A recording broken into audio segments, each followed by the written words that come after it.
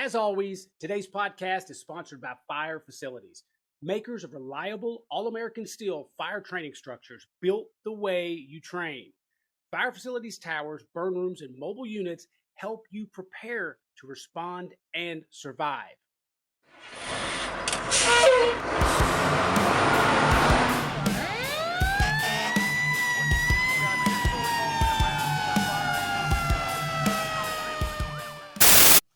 How long have you been in the fire service? 16, 17 years? I started when I was 18. So back in New York, in order to graduate high school, you had to have community service hours. Mm-hmm. So one of my mom's friends was like, yeah, just have him go to like the local firehouse and have him like clean and, he'll get his hours like that. So she told me to do it. And I got there and I explained to them what I was doing. So they were like, okay, yeah, here's this packet, fill this out. So, like, I fill this packet out, and then a week later, I get a phone call. They're like, hey, come down here. We got a membership meeting. We're going to, like, vote you on. And I'm still clueless. Like, okay. So I get down there, and all the guys are there, and I introduce myself. And then a couple of days later, they call, and they're like, hey, the membership decided to put you on. Welcome to the department. And I'm like, what did I sign up for? And they're like, I signed up for membership. And I'm like, oh, okay, cool. So that's how it started. And, so you got into it by accident? Pretty much. I got into it by accident, and my mom never liked the fact that I loved doing it. So, like, once I got on, I was hooked. When I had a couple other members that were in the school I was with. Mm-hmm. So, we'd have our pagers, and we get a call, and we kind of, like, listen to it. And as soon as we're done with school, man, I was straight to the firehouse. I'd do my homework there. I'd ride my bike there. If I didn't have my bike that day, I'd walk.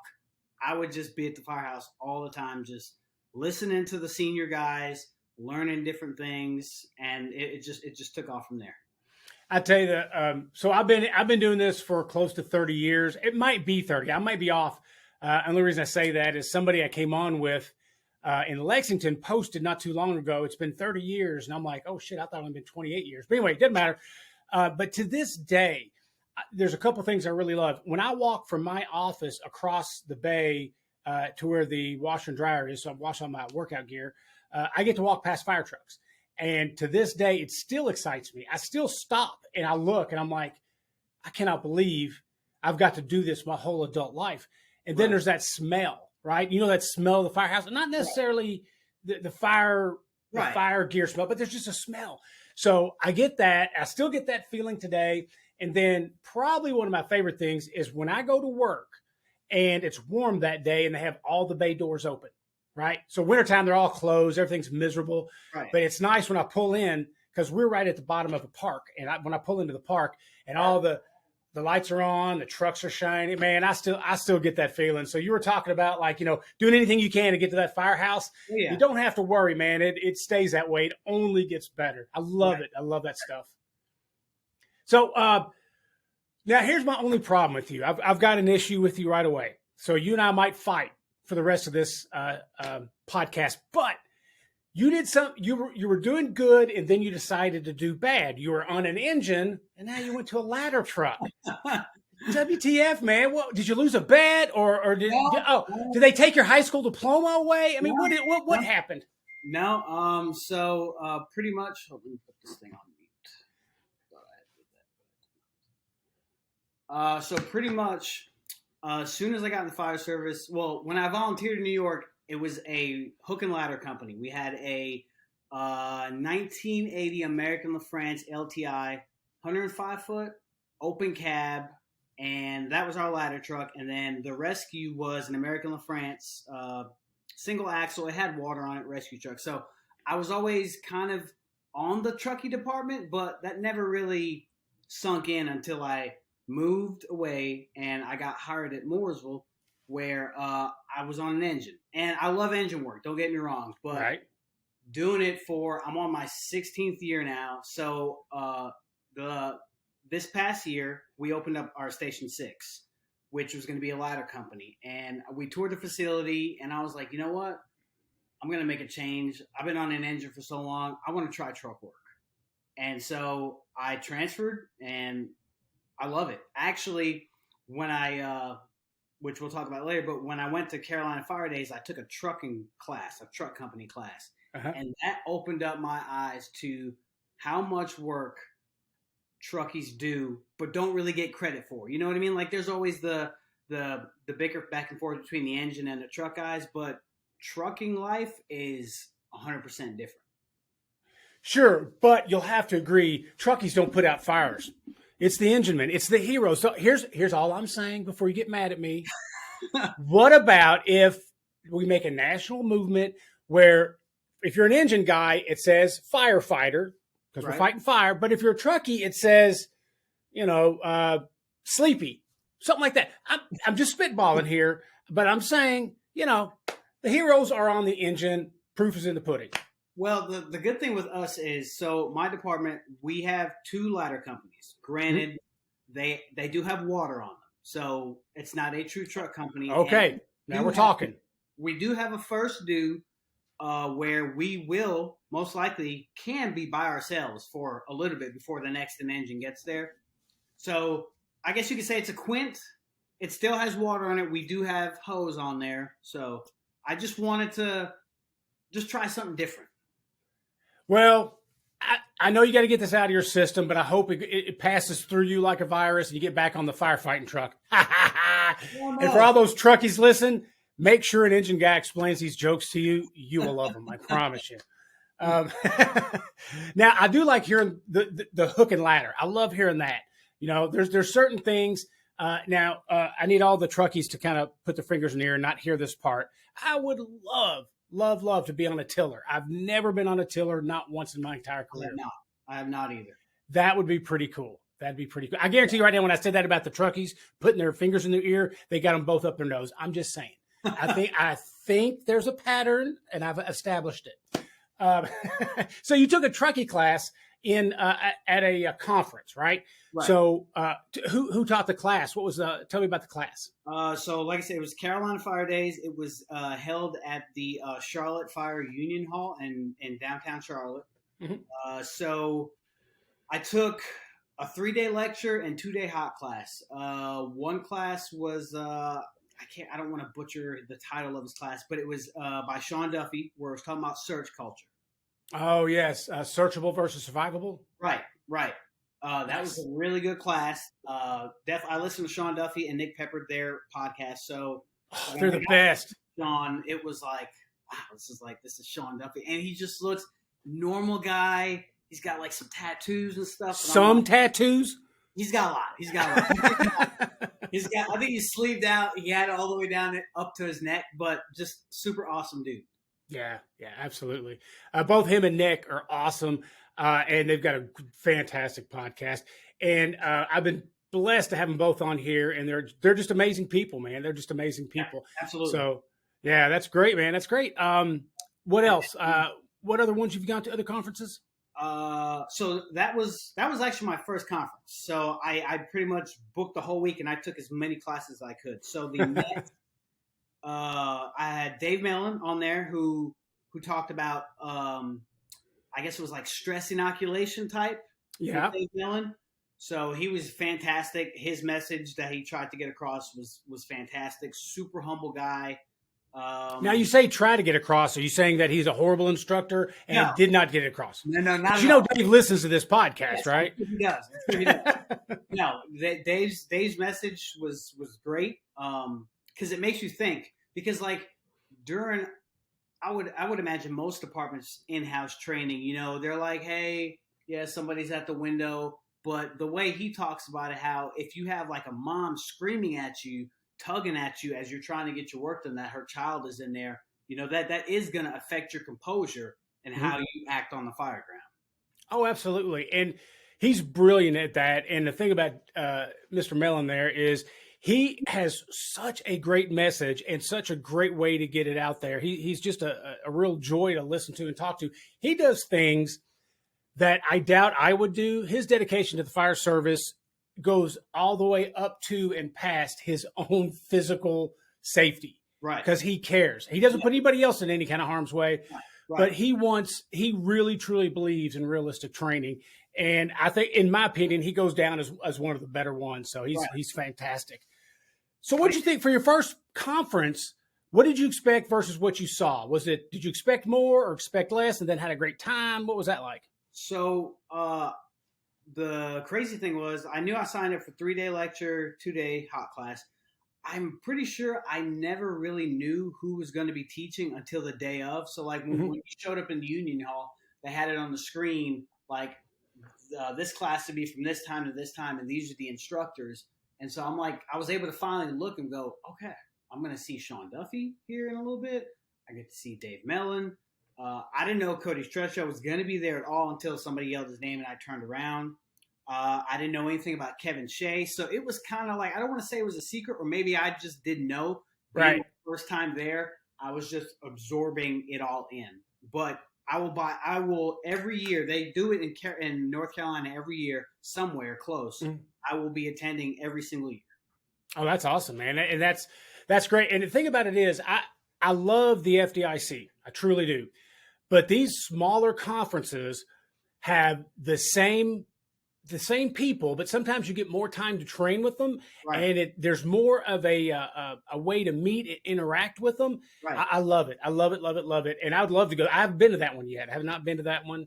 But I really like these micro conferences, man. I really do. They're popping up and they're getting just great fucking people. Pardon my French.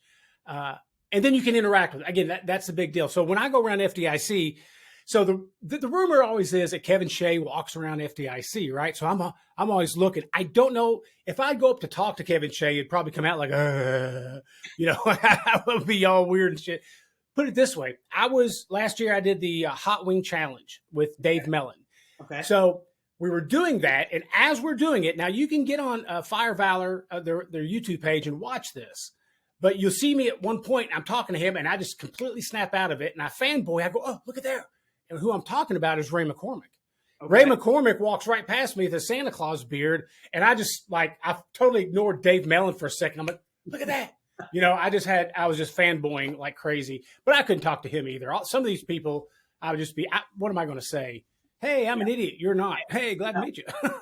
I definitely understand your sentiments because, like, the way you explained it, I actually told several of them, I was like, can I get a picture? I'm like, I'm sorry, I'm totally fanboying you right now, but get a picture. And they were like, yeah, absolutely. Kevin Lewis was there. I took a picture with him. I actually took a trucking class with Kevin Lewis. Super awesome guy. Definitely loves the truck work. It was just the experience of it all, being around like-minded firemen and really top-notch instructors just made the whole week. It was just awesome. You said it right there, man. It's so much more than the knowledge you get. It's the experience you have at these conferences. And the networking is amazing. The networking is crazy. Now, when I was a young man a million years ago, I was always told, at the time, FDIC was about the only one. They had a couple local ones. They were called fire schools back in the day. Okay. And they would say, hey, you got to go and you got to network. You got to meet these people. And it never made sense to me. And I didn't do it. And if I did go to training, I would go to training and then I'd go right back home or I'd go back to my hotel room. Right. Wasted 20, 30 years like that. Now I try to go out of my way to enjoy the networking aspect of it. Yes. It's a non-tangible. You can't, it's just something that's so valuable, but you can't really hold in your hand. You can't really count. So, hey, good on you. So have you always been a hard charger in the fire service, or did you have some ups and downs? No, I've always been one of the, I don't want to say like fly by the seat of your pants, but I would always do my job, but I would always kind of also stay in the shadows. You know, I didn't really want the limelight on me. And I, like you, I kind of feel like this is my 16th year. I don't want to say I feel like I've wasted it, because that experience of being able to go out, talk to people, and network has shown me like, okay, for the remainder of my career, I'm going to try to go out, branch out, talk to people, go to conferences. Like, I reached out to you and I was like, you know what? The worst he can say is no. I'm going to try it. And we're just going to see how it goes, because you only live one life. So I'm going to try to make the best out of it. Man, that is a great thing to think of. And you know what? When I first started this 2.5 years ago, I had no expectations, only because I didn't know what I was getting ready to do. So here's how I assumed it would go. I would find somebody that knew somebody that might be an industry heavy hitter, and I might be able to talk to him. That was never the case. The first guy right out of the bat, Jared Lloyd. I was a nervous Nelly, man. He's like, brother, thank you, man. That'd be awesome. Hey, I'm honored. Every single person I've talked to has been that way. They're the most humble, approachable, wonderful people. I haven't had one bad experience, not one. Okay. The one that always makes me laugh, though, is Basil Ibrahim. From Orlando. So last time he's like, brother, I don't know. I'm honored. I don't know why me, there's other better people. I mean, he tells you, and then he's going to be on again, I think in May, right? Okay. I really want to talk about his 24-hour writ thing. And same thing. He's like, dude, I'm so honored. He goes, man, I don't know why me, but I appreciate you, just the most humble dude. Right. If I was as smart as those guys, I'd be like, you can talk to my agent. Don't talk to me. Don't look me in the eye. Don't look me in the eye. I'd be the biggest stick in the world. Basil, I'm pretty sure it was a couple months ago. He was part of a huge rescue they had. They had a vehicle crash, and the vehicle's on fire. And I'm pretty sure I had read or heard that he took his mask off and gave it to the driver until they were able to get her out. So he's definitely one of those. If you listen to a story, I'm pretty sure it said he started working at a pizza restaurant and was like, you know what, I'm going to try the fire service, and like, look how he's become now, Another one of those that has a message, has zero ego, and is just he's just so thankful for every single day in the fire service. He's contagious to me, and there's a lot of people like that. They're so contagious with passion. I just went and took Corley's class, the 9 L's from his book, and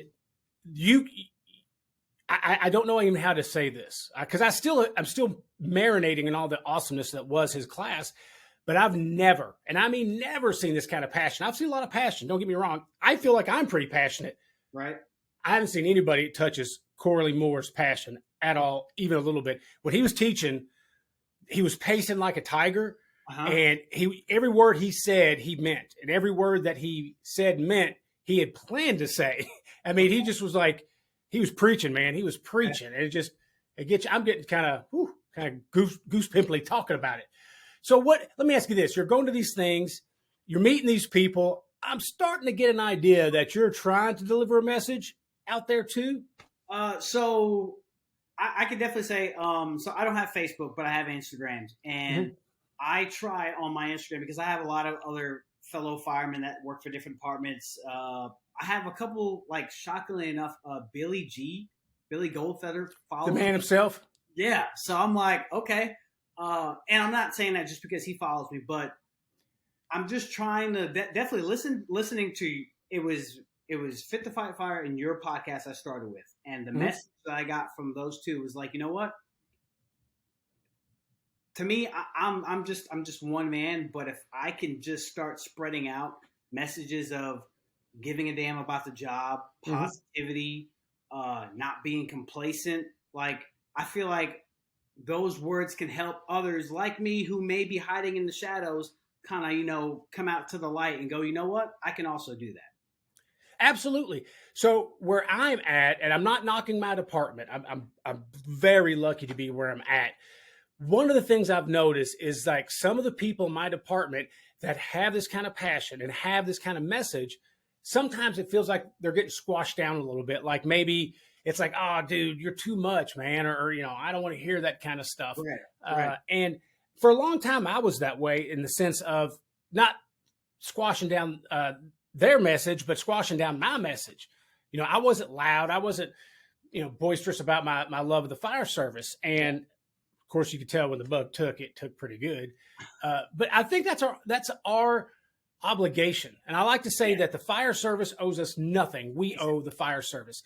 And it's going to take people like you and me that get out there and go to conferences and praise these wonderful instructors and let people know it's okay to love your job. It's okay to care about your body. It's okay to realize that the only thing that really matters is not in the firehouse. It's everybody outside the firehouse. Right. That is our job, period. All stop. Right. And when you make that connection, then our job is even better. It's even better. When you realize what you're there for, it makes everything better. Now, physical fitness, I touched on that a little bit. You obviously don't work out. No.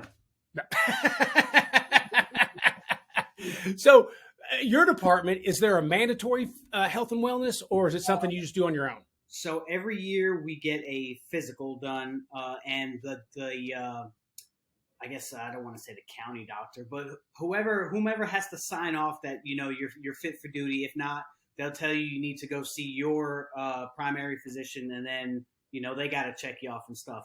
The test there, I mean, it's decent, but I haven't always been like 100% into. I was always skinny. Mm-hmm. When I first got hired, I'm pretty sure I was like $130, soaking wet. So in the 16 years now, I have added at least 40 to 45 pounds. So I'm at like 180, 178 usually. And all I do, that's the thing. I don't want to be like, no offense to any muscle heads out there. I just want to overall be in good shape, because the fire service, it is all about muscle, but to me, it's also about your cardio. You got to be able to, you got to be able to keep going when you're tired.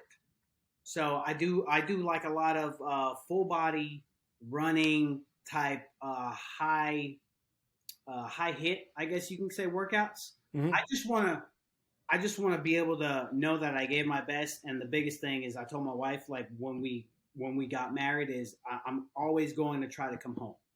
Mm-hmm. So that's just my mindset of it. Because when I went to these conferences, I look at all these guys that are out there. They're not like no Arnold Schwarzeneggers, but they're in decent shape. And that's my mindset, is to the day I retire, I am going to be in shape, because there's nothing else that opens up your eyes than whenever we have station tours, or Boy Scout troops come, Girl Scouts come, we give a tour of the fire station.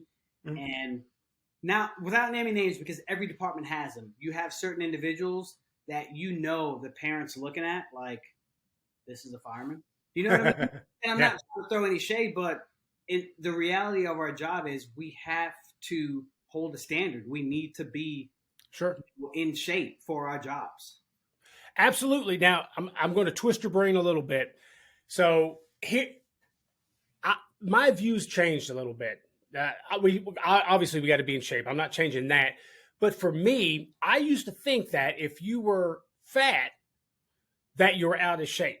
And I'm learning there's some people that are big, but they're very much in shape. Right. So I've got to get my mind right and realize that it's not by appearance, right? Right. Because I've seen some big guys, and they're in fantastic shape. I mean, like really good cardio shape. So I had to change my thinking on that. But I don't think our fitness is an option. I really don't. I don't think it's like, I might work out. I feel like it's exactly what we have to do. Right. We have to do it. We have people that we have to protect. And I always like to think of it like this. There's people that go to bed, they're going to bed tonight with their kids, locking their doors, doing all their routines to go to bed. And in the back of their brain, they think, God forbid something should happen, my local fire department is going to take care of me. Right. And the truth of it is, I think most of us would, but I think all of us could do better. And we have to keep those people in mind and say, you know what, before we sit on that couch and watch TV, how about we do an hour of training? Yep. The best advice I ever got from Joe Best in Lexington, he said, always give 1 extra hour to the fire department, no matter what you do. If you're busy making runs, if you're busy extra training, no matter what it is, find 1 more hour. It could be reading a map book. It could be going over your truck. It could be pulling hose. Right. But that's what the department deserves. Yep. So I think about that, and I think that's a really good way to fulfill our obligation to our public. Absolutely. Absolutely. Because we work 24-hour shifts. So I go by the mindset that I know I've heard you say before. So the way I try to do it when I'm on shift, which I'm on shift, I go on shift tomorrow. I try to do an hour of reading or listening to a podcast, an hour of physical fitness, and an hour of getting my hands on something, whether it's throwing ladders, pulling hose, going over something with the truck. That way I know, I've at least done something productive. Right. It's my time. Now, let's take that a step further. Who do you mentor to do the same thing? My truck has 4 guys. Our engineer, he's out right now. He just had a baby a couple days ago, so he's going to. He had a baby? Holy cow! His wife had a baby. Okay, I didn't. All right. Yeah. I wish you. No. I wish you said that differently. I was all excited. Yeah. Sorry. His wife had a baby. So my title there, I just got it a couple months ago. So like I said, I've been on 16 years. I finally took what we call the senior firefighter test, which is pretty much like a relief driver. I had some guys egging me to take it, and so I finally put in the work. I took the test, and then you had to do a pump practical. They give you a fire scenario where they watch you pump the truck, and then you do some sort of presentation. So I did all that. I was able to score high enough where I received the promotion. So I have a firefighter, a newer firefighter, I guess you would say, under me. He's been on for a little over a year. He's brand new to the structural side because he did wildland firefighting in California. Oh, he's probably in great shape. Oh, yeah. Well, he's young, too. He's like, I don't know, 23, 24. Oh, I hate him. I hate his guts. The thing I try to instill or just kind of show him is definitely you don't know what you don't know. You got to ask questions. If I don't know, and I tell him that, if I don't know if I can't give him an answer to his question, I'm going to find out. Because I tell him I don't know everything. You can't know everything in this profession, and that it is also okay to fail. Like, yes, you want to fail on the fire ground. That way, when it comes to real time on the fire scene, we're good. So like, don't be afraid. Where we went out and threw ladders a couple shifts ago, and like he kind of dropped it, and I'm like, dude, that's good. Drop it here. Yes. Drop it at the station. The ladder's going to be fine. You don't want to do it, on the fire ground. And so after we got done, which a lot of people aren't willing to share this, but I'm open because I've learned, you got to be humble in this profession. So we got done, and I forgot to re-rack the ladders back. And so we left. We had to go cover another station's area. We got a call. And as we made the turn, we didn't hear it. 2 ladders fell off, So luckily, nothing got damaged. Nobody was hurt. It just landed like on the side of the road next to an automotive shop. They called, we got it back. I took a write-up. I took a written verbal on it, but I'm open about it because we're human. Firemen are going to make mistakes. And my battalion chief was like, hey, I'm sorry I had to do that. But I'm like, no, chief, you don't have to. It's my fault. Like, I own up to it. And he was like, there was a saying that, I forgot how he said it, but pretty much, if you're not doing, if like pretty much since I got rode up, like I'm doing something to better myself. It's always the fireman that, you know what I mean? Like if you're not doing anything, you usually don't get in trouble type deal. Yeah. I totally get it. I'm like, I own up to it. It's my mistake. It is what it is. And I just keep moving about my day. That's a great attitude to have because it's going to happen. Now, here's the deal. I don't think I've ever been written up officially in all my years.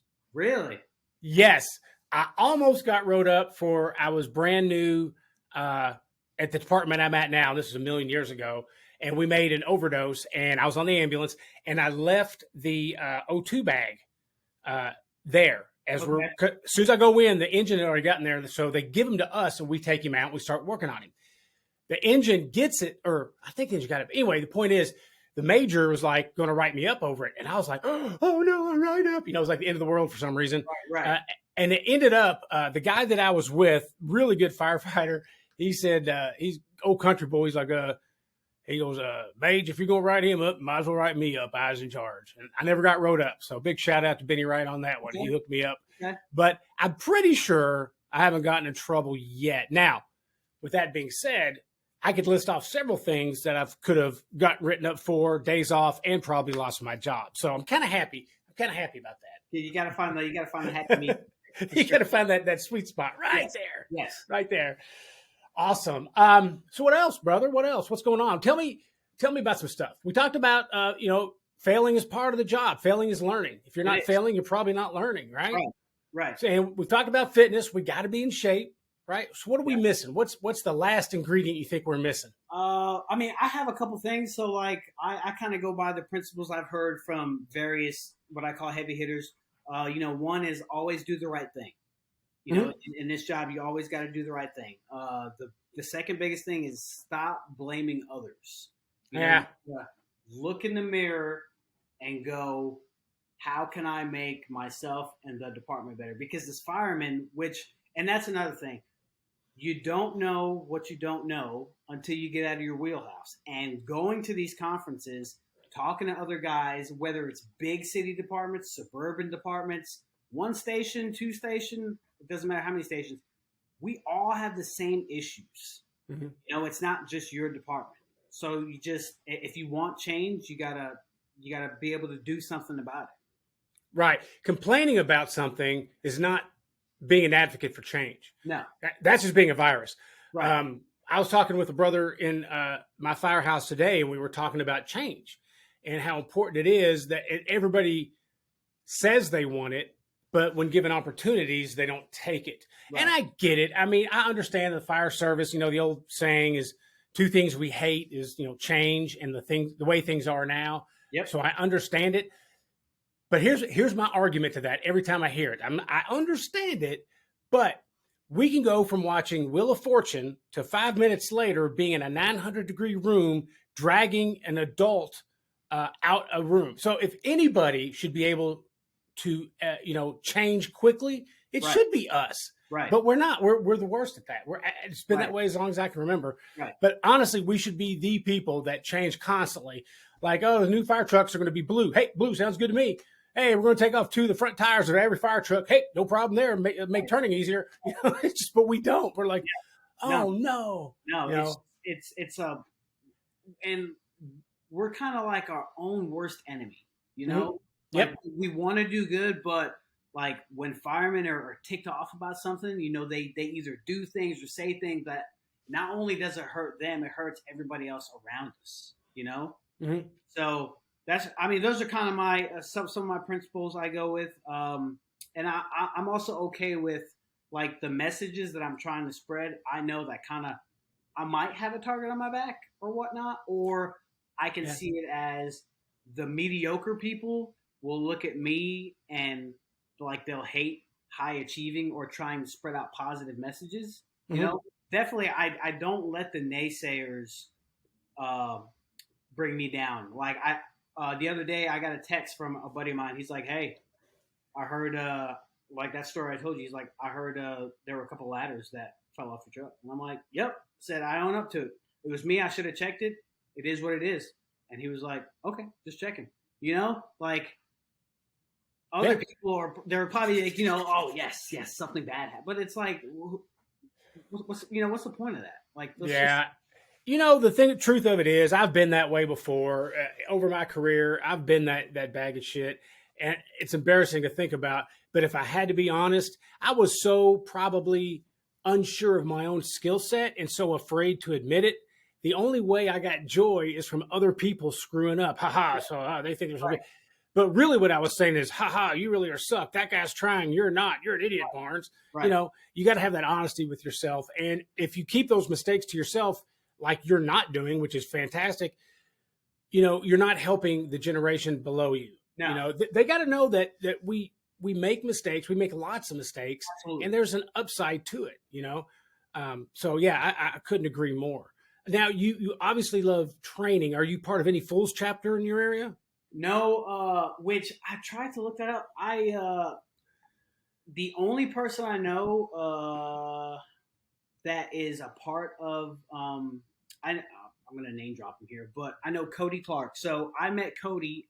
I've known Cody or knew the name of this individual prior to, but he was one of the instructors that was teaching one of the classes I took at the Carolina Fire Days. Mm-hmm. So I need to get with him to find out if there's other things going on. I know my department does, they do look for, I'm not an instructor, so I don't know how that would work. But we have guys that like step up and do like specific hose stuff, guys that do nozzle work, guys that do truck stuff.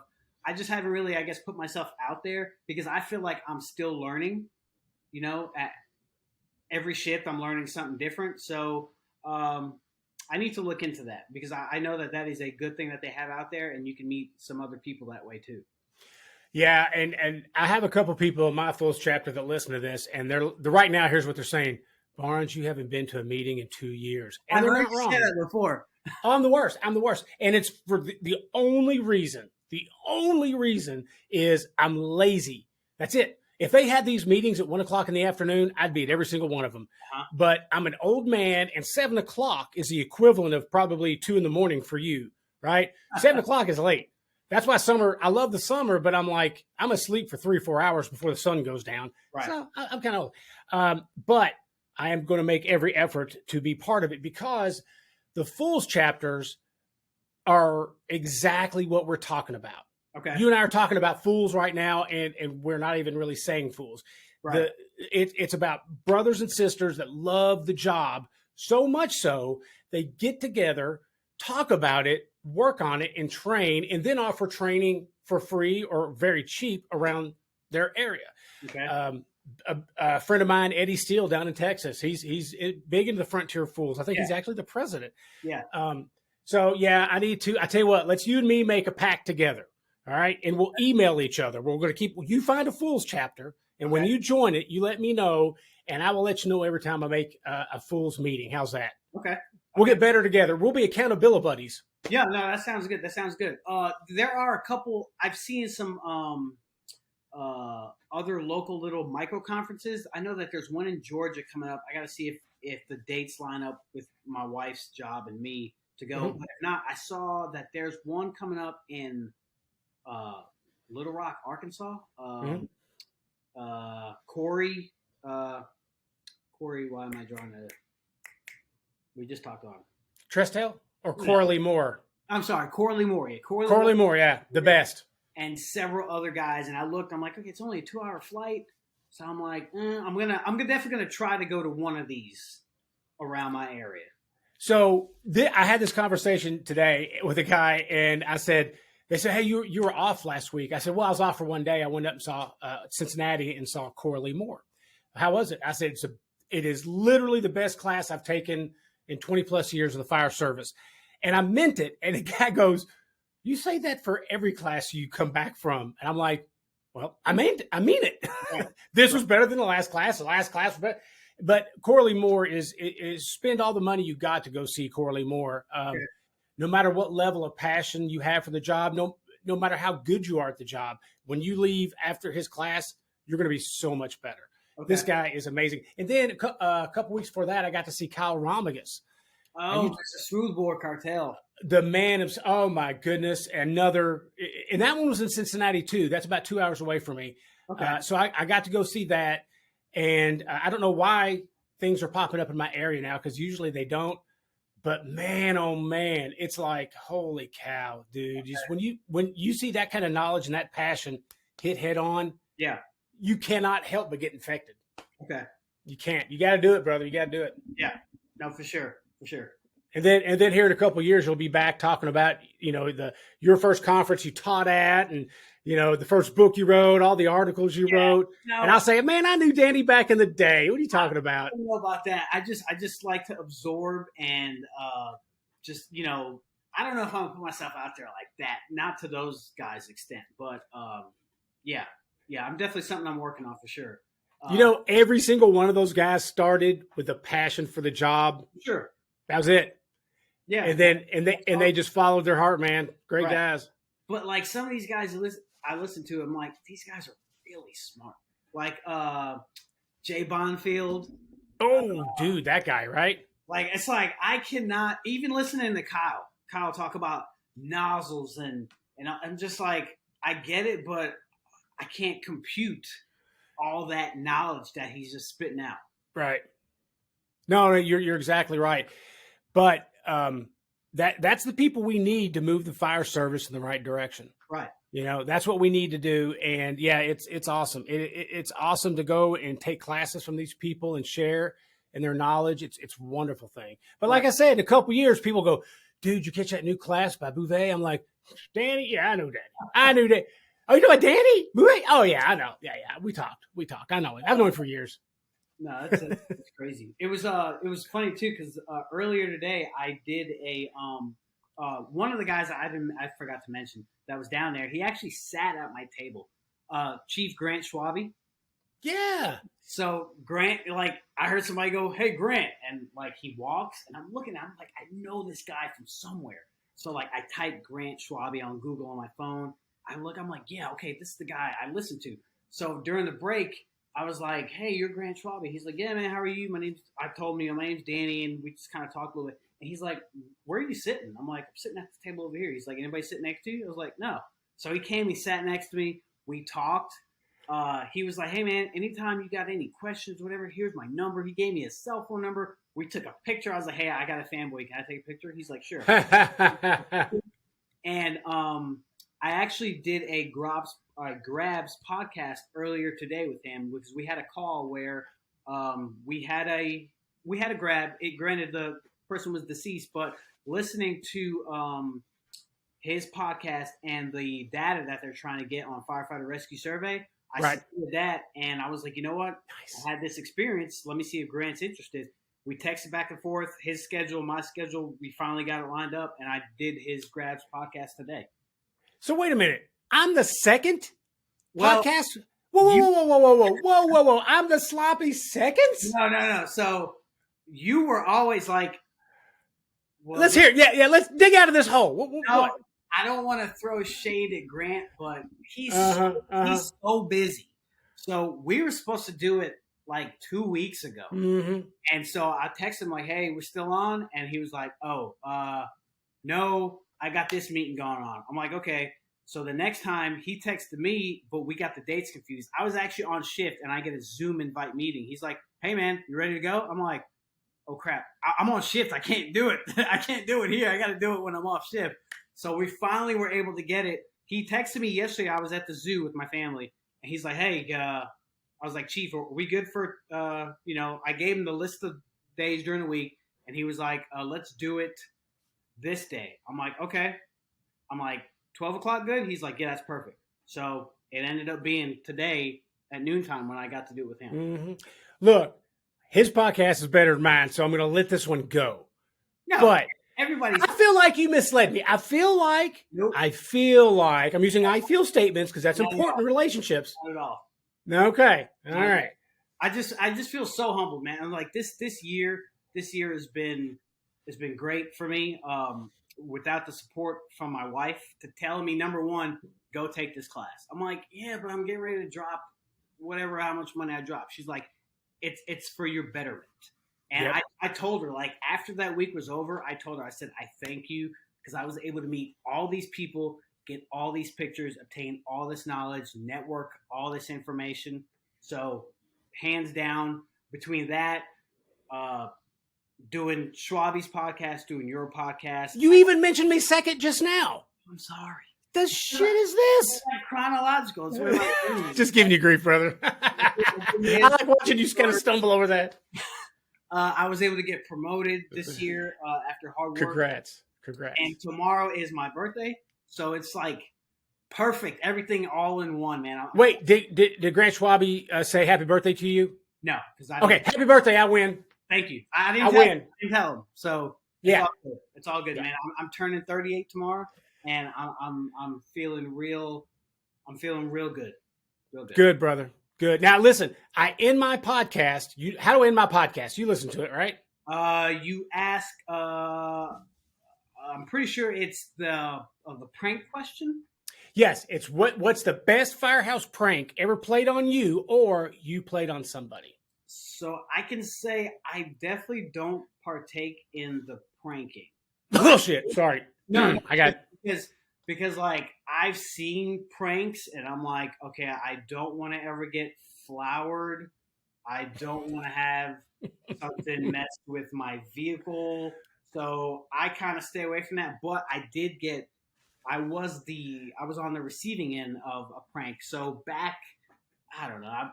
Maybe I was in my third or fourth year. The station had a they call it the Freddy truck. I don't know, like a Freddy doll truck. Anyways, this thing has been at the station for many, many years, way before me. I was messing with it, and my captain was like, "Hey, just make sure you don't mess it up or whatnot."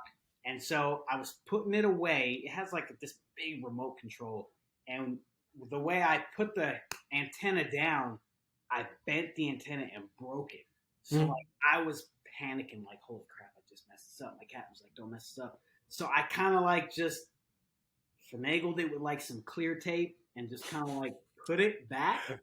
And so what I didn't know was he ended up finding out about it, and in order to get me to come clean, he had the other fireman that was with me record the whole interrogation, I guess. And like my demeanor when he asked, like I didn't tell him up front, but then I eventually did tell him. So, and then at the end, they finally were like, "Hey, we're gonna watch something on TV. Watch this." And I'm watching my. They recorded me, and I'm like, "Oh, this is fantastic." Sounds like you deserved it, man. It sounds like you deserved it. I was young and dumb, so yeah, sure. Hey, we've all been there, brother. Sure. Hey, thank you for your time tonight, man. I really enjoyed talking to you. You kind of got me a little. I like seeing through your eyes, like when you're talking about, the new. Going to the conferences and then seeing these guys and stuff, because I get the same way. So it's so cool to see somebody else. And it's people like you that make me happy, because when I leave the fire service, I can see it's going to be turned over to fantastic brothers and sisters. Okay. Thank you. Thanks, brother. I appreciate your time. I definitely appreciate you, the message that you're trying to send out. Thanks for taking a chance on a little guy, for coming on tonight. And No. It's brothers and brothers, man. That's all it is. Appreciate it. Stay safe. All right, you too. Hey, listen, if you like fire shit like I like fire shit, join my private group on Facebook, 3 Point Firefighter. Firefighters from all around the country get in there and we all talk fire stuff. It's awesome. Also, check out my Instagram, my TikTok, and my Twitter at 3 Point Firefighter. And do me a favor, if you have an idea for a topic, a guest, or you want to be a guest, send me an email at 3pointfirefighter@gmail.com. Our podcast today was sponsored by Fire Facilities. This Made in America company is dedicated to constructing top quality custom training structures to meet your needs. Make your training count with all steel structures that are made to last. Visit firefacilities.com for more details.